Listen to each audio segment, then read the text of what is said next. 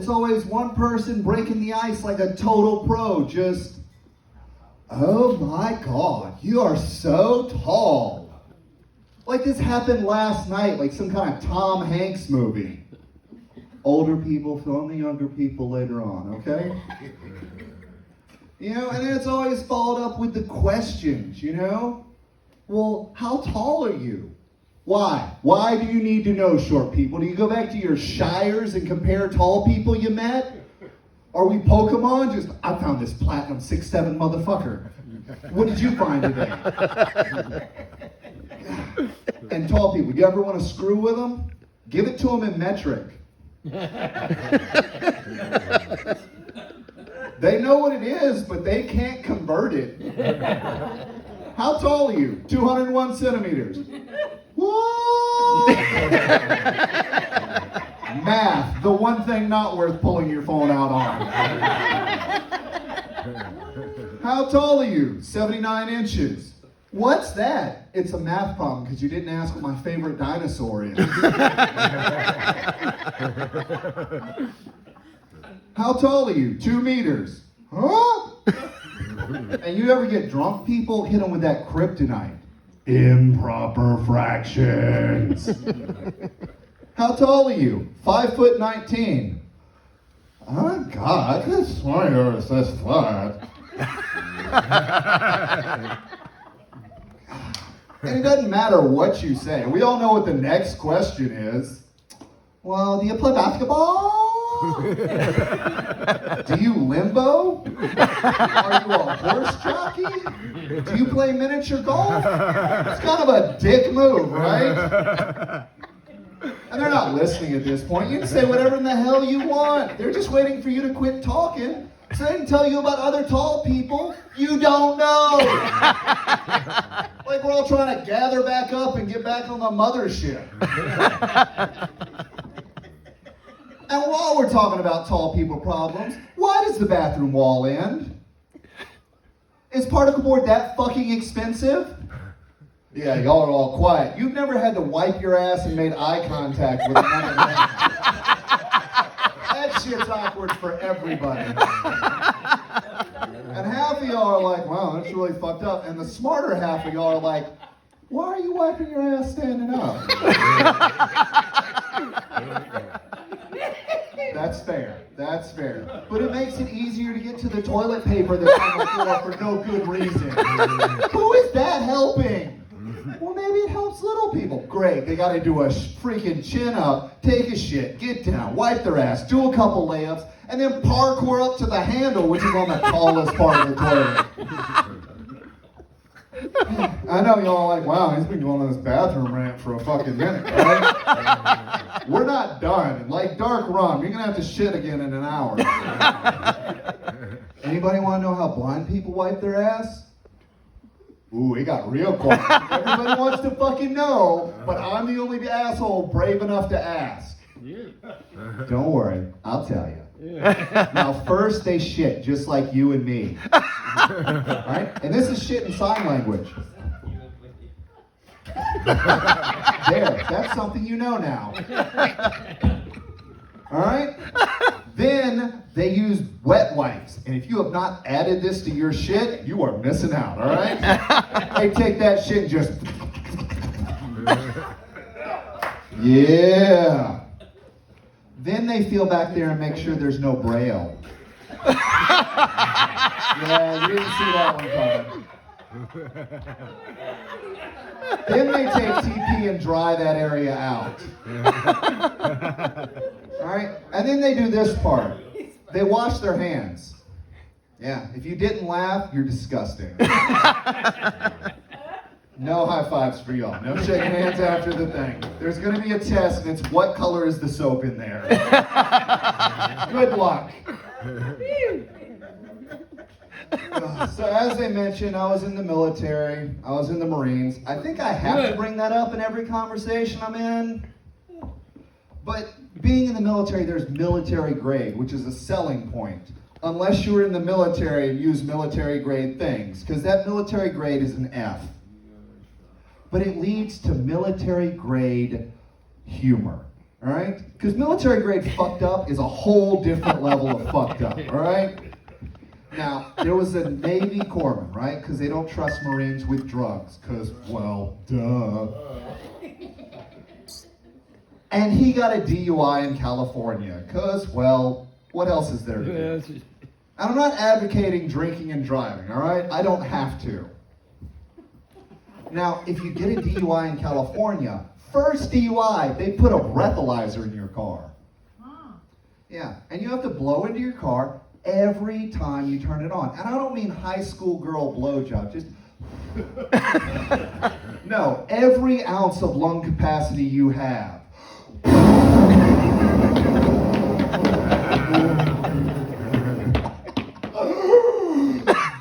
Or so I'm told.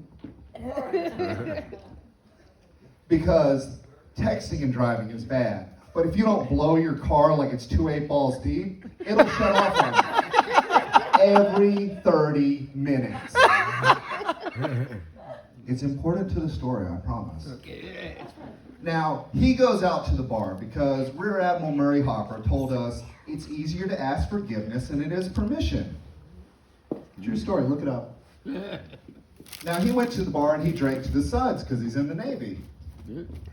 Well, he got out and his car wouldn't start. Wouldn't you know it? But what does the military always teach us? Improvise. Adapt and overcome. Now, it's not in the police report, but here's how I think he did this shit, okay? He goes out to the park beside the bar. He tips over a trash can and props it up using the trash bag as a string and waits. And he catches a raccoon. I know, military grade fucked up. We all agree it's wrong, okay? But it's kind of impressive, right? So he catches a raccoon, and look out, Peter, you're not gonna like this next part. He takes it to his car and plays it like a bagpipe till it starts. And then he gets in his car and drives. You know, 2 thumbs and 1 eye. And if you got that joke, shame on you. But he's more than 30 minutes away. He has to keep Rocket in the car. Now, I like to think he buckled him in, put a hat and sunglasses on, you know, showed him some California love. And then he's driving, you know.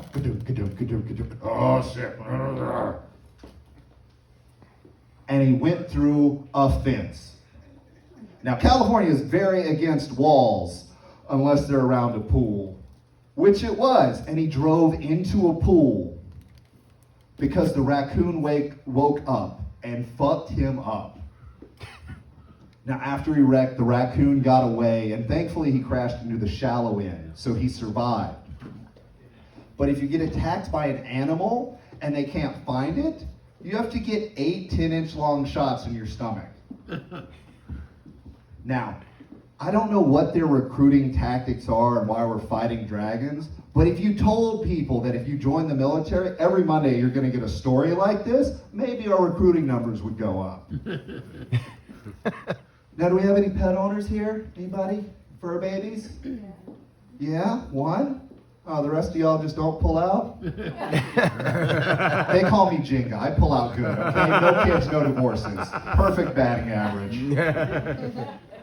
Now, we all agree there is nothing we wouldn't do for our animals, right? All right, let's keep that in mind. It's about to get real fucked up. More fucked up than kidnapping a raccoon? Yeah, more fucked up than kidnapping a raccoon. Marine Corps. So I have a little black lab dog. Oh, yeah, she's awesome. I love her. Now, she started to stink, because that's what dogs do. And like a good pet owner, I gave her a bath. And it wasn't one of these Hollywood baths, you know, where there's bubbles and the dog's all calm and just, let me tell you about my best friend. No, it was a real bath, where it's 80 pounds of nope versus me and my Rice Krispie joints. So I'm sitting there.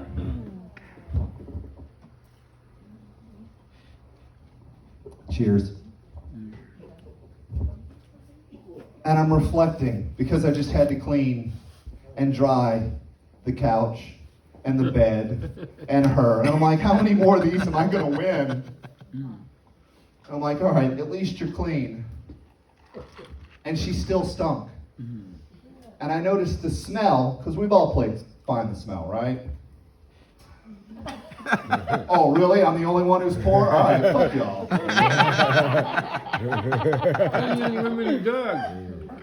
Yeah, that smell was coming from her lady parts.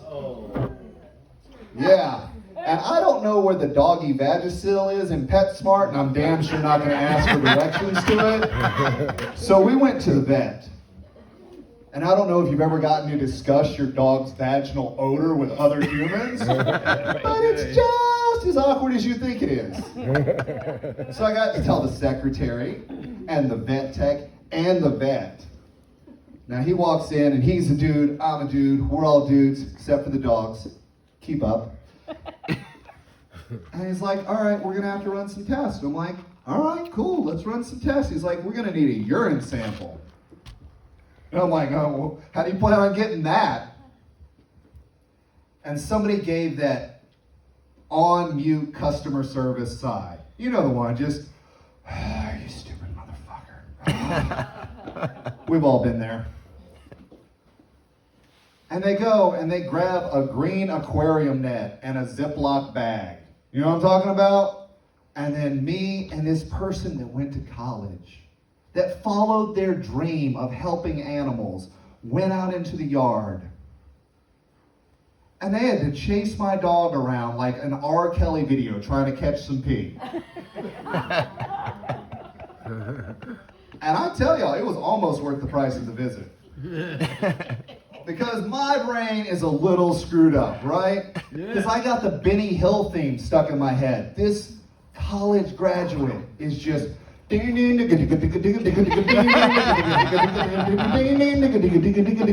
dog's looking back at me and she's like, first a bath, now this, you know I'm gonna run away. So they catch some pee and we start walking inside. The dog won't even look at me. We make it inside, there's a PETA poster, she's staring at it, she can't even read. The vet comes back and he's like, Mr. Tall Tray Comedy on all social media, add, like, and subscribe. Do you know what a vagina looks like?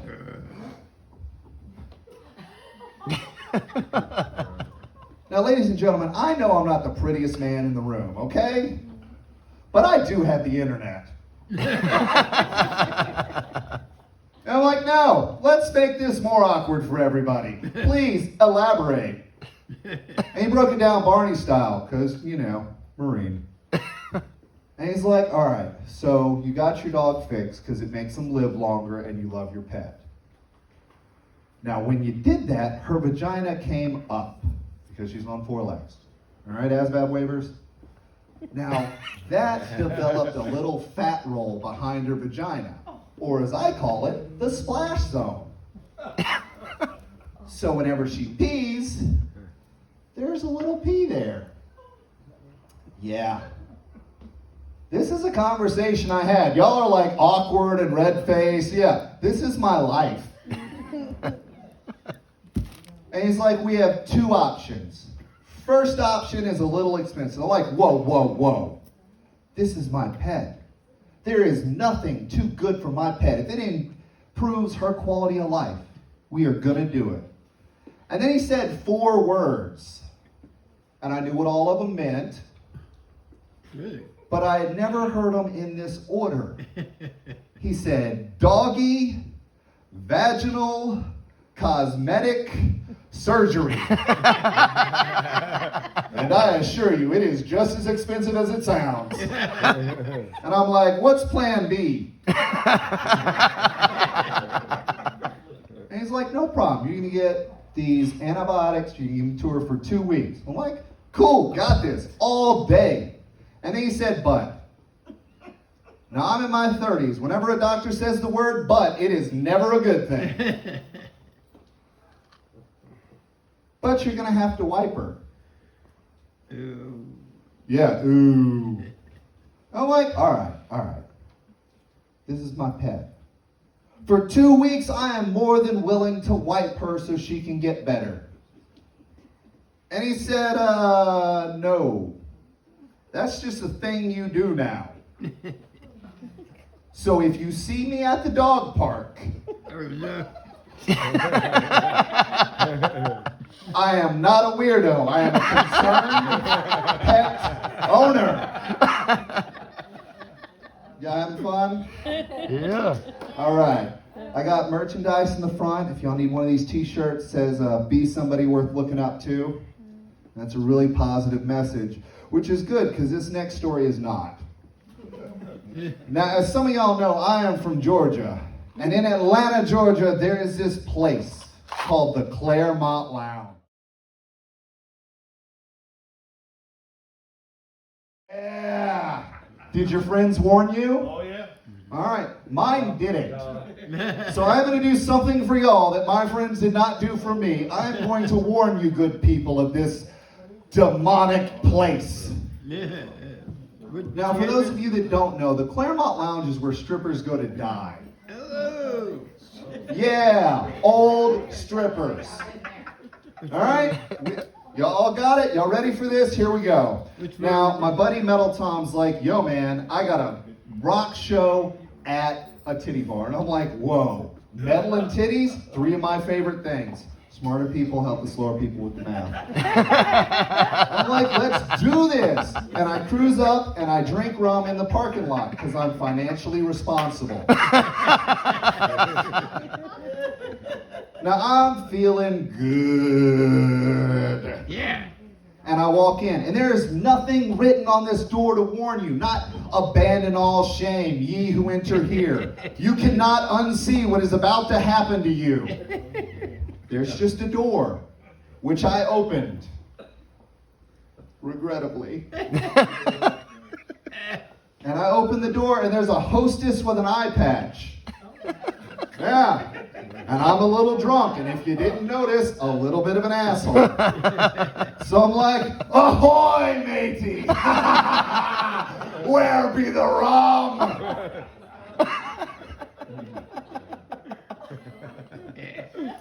And 2 quotes came to my mind. The first one, that eyes are the window into the soul.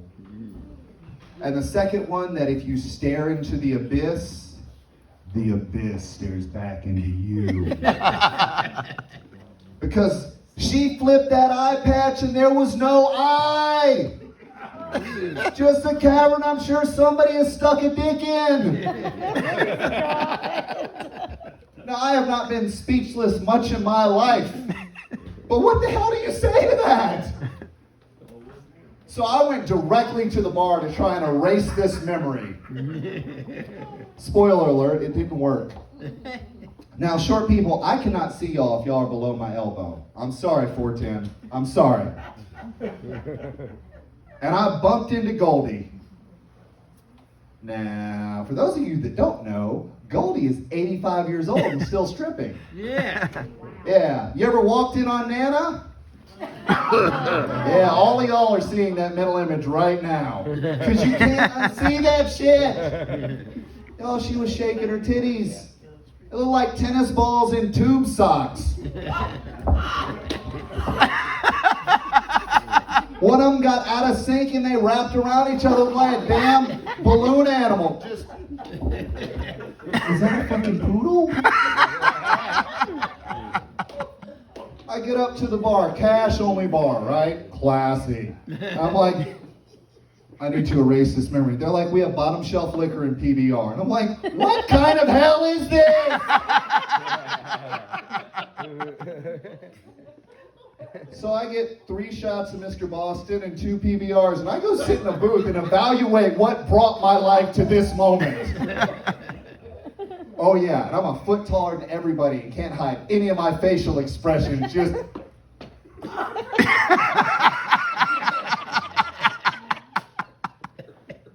my friends are dying, all right, because they have mind fucked the comedian.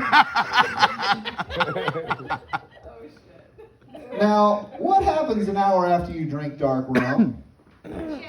You gotta shit. Way to pay attention. Good job. And not one of those good shits. One of those you're wiping a brown marker shit that never end, you know? You think it is? So I'm in the grossest strip club I've ever been to, and I have to shit. And the bathroom's no picnic either, and I'm fucking deployed, okay? I walk in this thing, it's got a John Wayne door. You know what I'm talking about? Yeah, I'm gonna finish the whole time. Which means it doesn't lock. A trough urinal and a toilet that my ass is not touching. Now y'all know the hover, right? Yeah, we know the hover. Right like that, right? But the door's there, and I don't want these people walking in on me. So I gotta do like a Shawn Michaels pose. Some of y'all get that one, some of y'all can suck it. And it just happened all at once, y'all. Just one of them stomach noises, just. Because